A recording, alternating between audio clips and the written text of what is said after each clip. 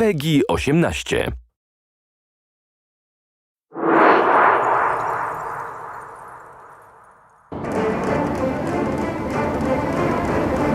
Hello, my name is Hugo Gial, Mission Director on Assassin's Creed Freedom Cry. Originally released as a DLC add-on for Assassin's Creed Black Flag, Freedom Cry is now available as its own standalone title for digital download exclusively on PlayStation 3, PlayStation 4, and PC. I'm very proud to be showing off this game as well as introducing you to our new assassin, Adewale. Sold into slavery as a young boy, Adewale was forced to endure the hardships and injustice of slavery for years. When his plantation was raided by pirates, Adewale saw an opportunity to escape to freedom. Now, 15 years later, Adewale has become a trained assassin and captains his own brig, the Expecto Pride. We start the demo with Adewale and Port-au-Prince, a new location exclusive to Freedom Cry. Here, slavery is commonplace, and the inhumane conditions are such that half of all slaves die within a few years. It's cheaper to import new slaves than to improve working conditions enough to increase survival. The slave death rate here is higher than anywhere else in the Western Hemisphere. As an ex-slave, Adewale knows these horrors and decides to work with the locals to liberate as many slaves as possible. Now, let's liberate these slaves incarcerated in the cell. To open the cell, we'll have to take down this overseer to get the key. Like previous Assassin's Creed games, I have multiple ways to reach my target. But in this case, let's go for the more aggressive approach, and it will give me a chance to demonstrate Adewale's iconic weapon, the machete. Adewale is more physical than previous assassins. He's fighting for the freedom of men just like him, and the emotional response results in his brutal combat technique. In the game, you'll have the choice to liberate any slave you see and give them the opportunity to take part in the resistance effort against the slave owners.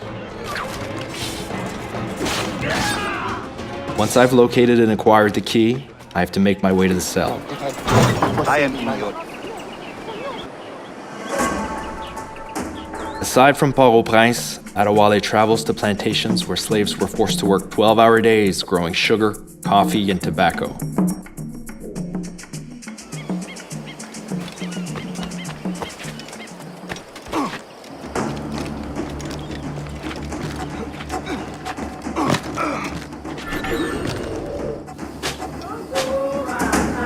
Adewale can raid these plantations to liberate slaves.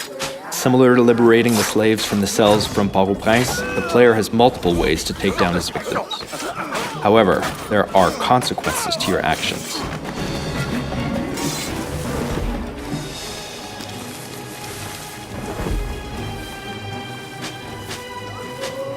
Determined to free these men, women, and children, Adewale works with the Maroon Resistance, helping them make progress towards independence from their French occupiers.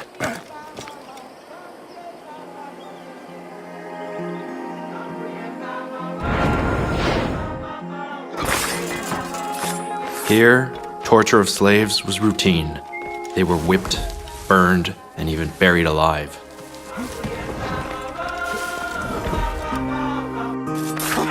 The goal in the plantations is to kill all the overseers to liberate the workers. You need to kill all the overseers first, because if they detect your presence, they'll see it as a revolt.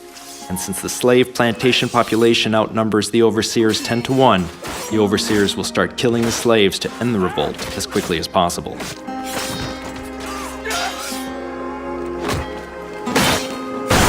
In situations such as these, when you need to take down as many guards as possible, it's best to use the blunderbuss, Adewale's powerful new weapon. It can easily kill tougher guards, such as this jailer. It can take down multiple enemies with one shot, plus it has a quicker reload.